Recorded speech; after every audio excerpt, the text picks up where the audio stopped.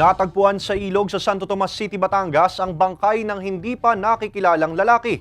Tutukan yan sa report ni Denise Abante. Sa ilalim ng batong ito, sa gilid ng San Juan River na sakop ng Barangay Santa Anastasia, Santo Tomas City, Batangas, natagpuan ang bangkay ng hindi pa nakikilalang lalaki mag-aalas 3 ng hapon kahapon. Ayon sa Santo Tomas City Police, isang mangingisda ang nag-report sa barangay ukol sa natagpuang bangkay na agad namang nirespondihan ng otoridad. Ang pong pagkawari, ito po ay nalunod doon sa ilog. Wala po itong mga ID na nakita.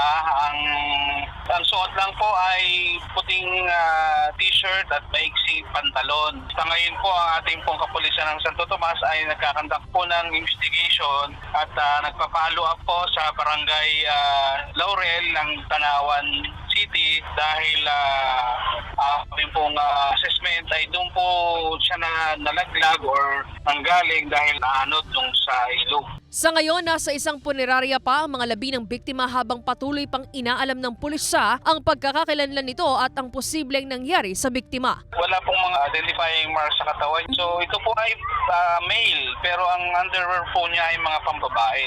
And ina-assume po namin, hindi pa naman po ito kumpirmado, baka ito po ay member po ng LGBTQ community. Panawagan naman ng otoridad sa mga residente na posibleng makakakilala sa biktima. Sa mga